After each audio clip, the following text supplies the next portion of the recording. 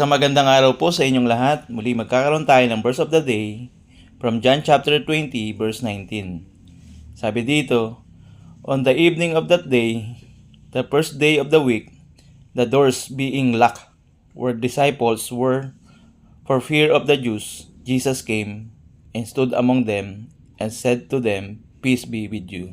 Salamat sa salita ng Panginoon. Dito sa talatang ito, noong first day of the week, o magagabi na, o dapit hapon, anong nangyari? The doors being locked. Ibig sabihin, nakasarado ang mga pintuan. Ito'y sa takot nila sa mga Hudyo, sa maaring gawin sa kanila. Dahil sa puntong ito, hindi na nila kasama ang Panginoon. Ngunit anong nakita nila sa kanilang harapan? Jesus came and stood up among them. Marahil masasabing miraculous work.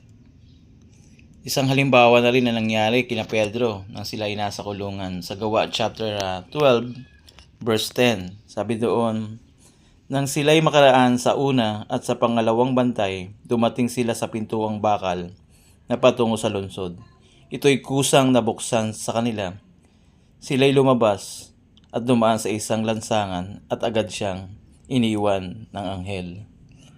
So maaring ganito yung nangyari doon sa pagdating ng Panginoon. Ngunit ang si Jesus ay nasa loob na, naroon na, anong nangyari? Una, comfort from fear. Alam naman natin yung kanilang kalagayan, yung fear nila sa mga Jews dahil sila'y tagasunod ng Panginoong Jesucristo.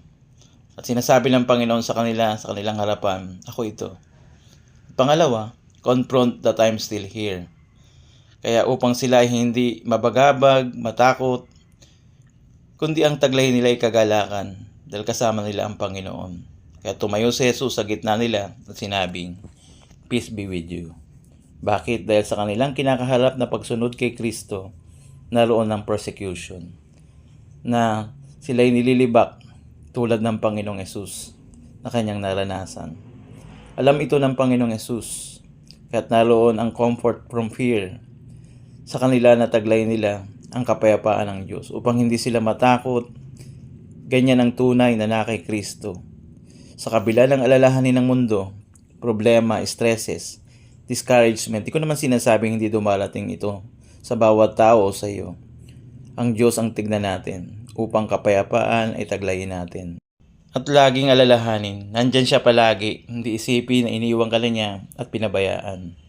Ilagay mo sa iyong puso't isipan si Jesus ay lapitan dahil nandyan siya palagi sa tulong ng Espiritu Santo na siyang nararanasan ng tunay na nananampalataya kay Jesus. Kaya kung hindi ka pa nananampalataya at nagsisi sa iyong kasalanan, lumapit ka kay Jesus again and again at bukas ang pintuan ng Panginoon upang tayo patawarin sa ating kasalanan. Kung ikay tunay na sumampalataya kay Kristo Jesus, panghawakan mo ang kanyang mga salita. Alalahanin mo ang pagkalinga ng Panginoon at isipin mo palagi na nandyan lagi ang presensya ng Panginoon. Nawa meron kang natutunan sa ating verse of the day from John chapter 20 verse 19. Pagpalain tayo ng Panginoon.